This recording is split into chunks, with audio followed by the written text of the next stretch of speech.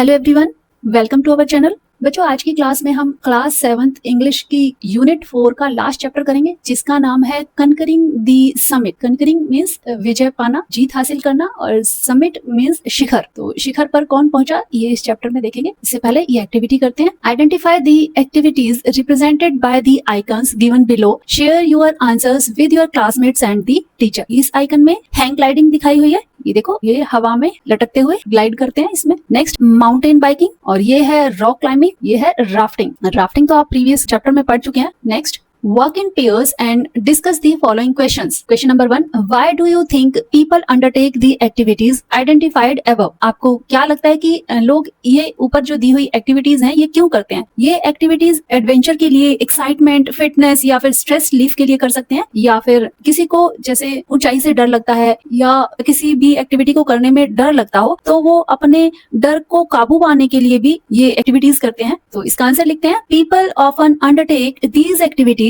for adventure, excitement, fitness, stress relief, and the thrill of overcoming physical and mental challenges. Second, how would they prepare for these activities? In activities को करने के लिए क्या preparation करनी होती है?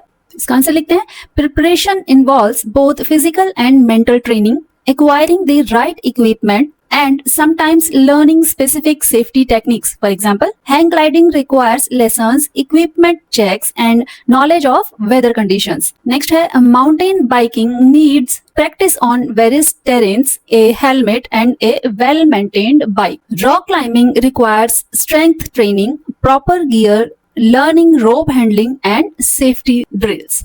Water rafting involves teamwork skills, swimming ability, safety gear, and understanding the river. और rafting में टीम वर्क बहुत जरूरी है। Next question, which one of them do you find the most exciting why. आपको इन चारों में से सबसे एक्साइटिंग क्या लगता है और क्यों? तो इसका आंसर लिखते हैं, among these rafting can be considered the most exciting because it combines teamwork, rapid movement, unpredictable challenges, and the thrill of conquering wild rivers together. Next question, work in pairs to complete the word web given below. Share the answers with the teacher. Okay, यहाँ पर हमें ये word web को complete करना है, जो कि मैंने पहले से ही complete किया हुआ है। ये क्या है? Qualities of a mountaineer. एक पर्वतारोही में क्या क्या क्वालिटीज होनी चाहिए? तो सबसे पहले तो करेज, साहस होना बहुत जरूरी है। फिजिकल फिटनेस, क्योंकि ऊंचाई पर चढ़ने में बहुत ज्यादा ताकत लगती है, इसीलिए फिजिकल फिटनेस बहुत जरूरी है। नेक्स्ट है डिटर्मिनेशन, हर कोई चोटी तक नहीं पहुंच पाता, तो ये एक बहुत लंबा प्रोसेस है, बहुत दिन लग जाते हैं। जब भी आप माउंटेनियरिंग करें और आप सोच लें कि हमें उस चोटी तक जाना है, उसके लिए आपको दृढ़ होना जरूरी है। Team work. नेक्स्ट है discipline, presence of mind. Next page, chapter start करते हैं। Let us read. This is a story that narrates the triumph of will, courage, determination and dedication. Triumph होता है विजय, will means इच्छा शक्ति, courage means साहस, determination दृढ़ निश्चय, और dedication means समर्पण। ये पूरी कहानी इच्छा शक्ति, साहस, दृढ़ निश्चय और समर्पण के विजय को दर्शाती है। Arunima सिन्हा's journey from a devastating accident to scaling the highest peak in the world stands as a beacon of hope and resilience. Devastating means विनाशकारी और एक्सीडेंट मीन्स दुर्घटना। बेकन ऑफ होप मीन्स होता है एक आशा की किरण। यहाँ देखिए, beacon source of inspiration, and resilience means ability to recover quickly from a difficulty, किसी भी मुश्किल स्थिति से बाहर निकलने की क्षमता। इस स्टोरी में अरुणिमा सिन्हा की जर्नी को बताया गया है, एक विनाशकारी दुर्घटना से लेकर दुनिया की सबसे ऊंची चोटी पर चढ़ाई तक, जो कि क्या है, एक आशा की किरण और दृढ़ता का प्रतीक है। In 2011 at the age of 24, Arunima Sinha, a national level volleyball player, faced a life altering event. Life altering means जीवन को परिवर्तन कर देने वाली घटना। 2011 की बात है, जब अरुणिमा सिन्हा 24 ईयर्स की थी। वो एक राष्ट्रीय स्तर की वॉलीबॉल प्लेयर थी। उनके जीवन में एक ऐसी घटना हुई 2011 में जिसने उनके जीवन को पूरी तरह से बदल दिया। It challenged her in ways she could never have imagined. इस घटना ने उनकी लाइफ को इस तरह से चुनौती दी, उन्होंने उसकी कल्पना तक नहीं की थी, उन्होंने कभी सोचा भी नहीं था कि ऐसा होगा। As she lay in the hospital bed with one leg amputated, Arunima made a vow that many would deem impossible. Amputated means होता है जब किसी के बॉडी से उसका बॉडी पार्ट काट कर अलग कर दिया जाए, उसे एम्प्यूट करना बोलते हैं। उनके बॉडी से, उनके उनके पैर को काटकर अलग कर दिया हुआ है। वो हॉस्पिटल के बेड पर लेटी हुई हैं और तब उन्होंने एक संकल्प लिया। बो मीन्स संकल्प लेना, शपथ लेना। उन्होंने ऐसा संकल्प लिया जो बहुतों के लिए एक असंभव सी बात थी, और वो क्या था? Not only to walk again with a prosthetic leg but to scale Mount Everest. Prosthetic leg means उनका कृत्रिम पैर लगाया गया। तो यहाँ बता रहे हैं उन्होंने सिर्फ ये नहीं सोचा कि मैं इस प्रोस्थेटिक पैर के साथ चलूंगी, उन्होंने ये भी सोचा कि मैं इसके साथ माउंट एवरेस्ट पर चढ़ूंगी। इन 2013 she did just that, becoming the first Indian female amputee to achieve this feat. Feet means होता है अचीवमेंट। जो उन्होंने सोचा वो 2013 में उन्होंने कर दिखाया। और क्या किया? एवरेस्ट पर फतह करने वाली वो पहली महिला दिव्यांग बन गई। Hence, in 2015, she was awarded the Padma Shri, the fourth highest civilian award in India. 2015 में उन्हें अपने भारत देश के चौथे सर्वोच्च सम्मान जो कि पद्मश्री है से नवाजा गया। She was also awarded the Tenzing Norgay National Adventure Award and National Award for Best Female Mountaineer। और उन्हें और भी 2 अवार्ड्स मिले, और वो क्या क्या थे? तेंजिंग नॉर्गे राष्ट्रीय साहसिक पुरस्कार और सर्वश्रेष्ठ महिला पर्वतारोही का राष्ट्रीय पुरस्कार। नेक्स्ट पढ़ते हैं। Arunima hails from Ambedkar Nagar, a small district in Uttar Pradesh. Hails means रहना, ताल्लुक रखना। तो अरुणिमा कहाँ रहती थी? यूपी के एक छोटी सी डिस्ट्रिक्ट अंबेडकर नगर में। Her father was an army engineer, उसके पिता सेना में इंजीनियर थे। And her mother worked as a health supervisor, उसकी माँ हेल्थ सुपरवाइजर के पद पर थी। Sports were a significant part of Arunima's life. Significant होता है महत्वपूर्ण, तो खेल अरुणिमा के जीवन का एक महत्वपूर्ण हिस्सा था। With her family having a natural inclination towards athletics, क्योंकि परिवार का झुकाव खेलों की ओर ही था। After completing her law degree, following her post-graduation, Arunima decided to pursue a job in the paramilitary forces, which would allow her to continue her passion for sports while having a regular income. उन्होंने law में degree complete की, उसके बाद post graduation किया, और उसके बाद ये निर्णय लिया कि वो आगे अर्धसैनिक बल में अपनी सेवाएं देंगी, अपना नौकरी करेंगी, ताकि खेलों को जारी रखते हुए वो आगे कुछ पैसा अर्न कर पाए। On the fateful night of 11 April 2011 she met with a train accident। अब यहाँ 11 अप्रैल 2011 को क्या हुआ था ये बताया गया है। 11 अप्रैल 2011 को उनके जीवन की दुर्घटनापूर्ण रात थी, वो एक ट्रेन एक्सीडेंट का शिकार हो गई। The hours that followed were harrowing। यहाँ देखें, harrowing means extremely disturbing and painful, बहुत दुख भरे, बहुत मुश्किल भरे, भयावह जिन्हें बोलेंगे। तो वो जो आने वाले कुछ घंटे थे वो बहुत ही भयावह थे उनके लिए। She never imagined she would survive that night। उन्होंने कभी सोचा ही नहीं था कि वो उस रात को जीवित बच पाएंगी। But survive she did, लेकिन वो बच गई, उन्होंने कर दिखाया। Miraculously displaying an extraordinary will to live। जब बचने की उम्मीद ना हो और जब इंसान बच जाए तो डॉक्टर कहते हैं ना, ये तो मिरेकल की बात है, चमत्कार हो गया। तो उसी तरह से वो चमत्कारिक तरह से बच गई और उन्होंने जीने की असाधारण इच्छा दिखाई, और कहेंगे उन्होंने मौत को मात दे दी। अब ऐसे होता है ना, जब किसी के बचने की उम्मीद ना हो, कहते हैं कि हाँ भाई बच के आ गया, मौत को मात दे दी। तो उस दिन उनके जीवन की ऐसी रात थी, उन्हें लग नहीं रहा था वो बच पाएंगी, लेकिन वो बच गई, और एक चमत्कार के जैसा था ये सब। उन्होंने बहुत असाधारण जीने की इच्छा दिखाई। आगे बढ़ते हैं। Arunima received A prosthetic leg and underwent physiotherapy. उनका एक लेग एम्प्यूट कर दिया गया था, बॉडी से काट कर हटा दिया गया था। अब उन्हें एक प्रोस्थेटिक लेग मींस कृत्रिम पैर बनाकर उनकी बॉडी में लगाया गया, और उसके जब ऐसा होता है तो उसके बाद फिजियोथेरेपी करना मस्ट होता है। उसमें कुछ एक्सरसाइजेस होते हैं। It was during this period that she made a profound decision. ये वही समय था जब उन्होंने ये गहरा निर्णय लिया, ये डिसीजन लिया कि उन्हें क्या करना है, उन्हें तो एवरेस्ट चढ़ना है।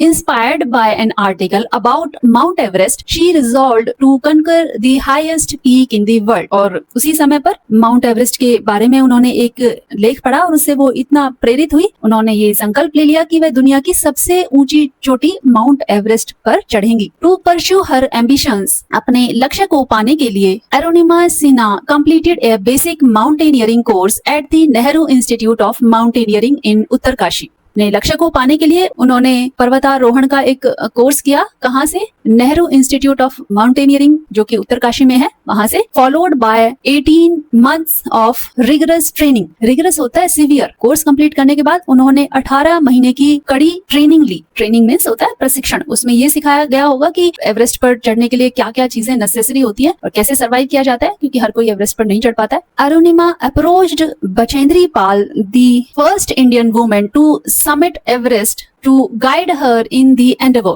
Endeavor means होता है an attempt to do something. Mount Everest पर चढ़ने से पहले उन्होंने बचेंद्री पाल, जो कि अपने देश की सबसे पहली एवरेस्ट पर चढ़ने वाली महिला थी, से मार्गदर्शन मांगा। Bachendri Pal instilled confidence in Arunima and said, "My child, you decided to climb Mount Everest in these situations with a prosthetic leg. You have conquered the Everest within you. The world will realize it later." अब बचेंद्री पाल ने उनके मन में दृढ़ विश्वास जगा दिया। Instilled means मन में विश्वास जगाना। और वो क्या बोली कि बेटी, तुमने जब ये डिसाइड किया है, इस हालत में एक कृत्रिम पैर के साथ तुमने माउंट एवरेस्ट चढ़ने का निर्णय लिया है, इसी से ही तुमने अपने मन के अंदर माउंट एवरेस्ट को जीत लिया है और इस बात को ये दुनिया बाद में समझेगी। On 21 May 2013, after 52 exhausting days, Arunima Sinha reached the summit of Mount Everest. Exhausting means थका देना, पूरी तरह से एनर्जी ड्रेन हो जाना। 52 कठिन दिनों के बाद 21 मई 2013 को अरुणिमा कहाँ पहुंच गई? माउंट एवरेस्ट की चोटी पर पहुंच गई। Standing at the top on the world, she felt A surge of emotions. Surge means होता है एकदम से भावनाओं की बाढ़ सी आ जाना। A sudden and great increase, भावनाएं बहुत ज्यादा हाईलाइट हो जाना। जैसे ही वो टॉप पर पहुंची, जब वो वहां खड़ी हुई थी माउंट एवरेस्ट की चोटी पर, तो उनके मन में भावनाओं की बाढ़ सी आ गई। और वो क्या भावनाएं थी? प्राइड,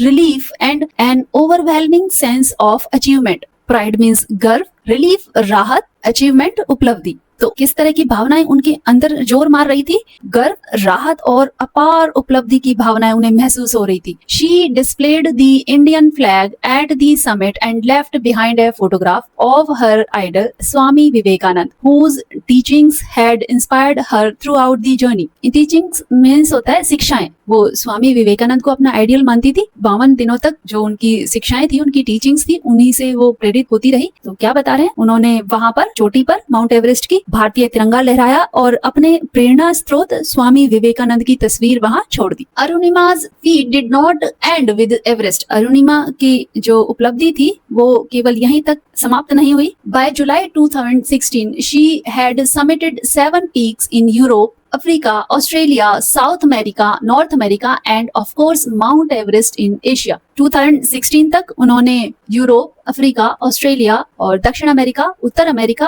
और एशिया की सबसे ऊंची चोटियां थी, उन पर फतेह कर ली थी। वो उन पर चढ़ चुकी थी। इन जनवरी 2019, she climbed the 7th peak on the Antarctica and became world's first female amputee to climb Mount Vinson। 6 peaks पर वो चढ़ चुकी थी। अपनी पृथ्वी पर 7 महाद्वीप है, तो यहाँ 1, 2, 3, 4, 5, 6 और 7th है अंटार्कटिका। तो अब वो 2019 तक 7 महाद्वीप की सबसे ऊंची चोटियों पर चढ़ चुकी थी। Her goal to complete the 7 summits was achieved, और इन 7 चोटियों पर चढ़ने का उनका जो लक्ष्य था वो प्राप्त हो चुका था उन्हें। 2019 में वो जैसी अंटार्कटिका की सबसे ऊंची चोटी माउंट विंसन पर चढ़ी, तो वो ऐसा करने वाली दुनिया की सबसे पहली दिव्यांग महिला बन गई थी। और इसके बाद उनका जो 7 समिट्स को चढ़ने का जो लक्ष्य था वो पूरा हो गया। Through out this journey, Arunima has faced numerous challenges and setbacks. Challenges means चुनौतियां और सेटबैक्स मीन्स असफलताएं। तो यहाँ पर बता रहे हैं कि अपनी इस पूरी यात्रा में अरुणिमा ने बहुत सारी चुनौतियां और असफलताओं का सामना किया।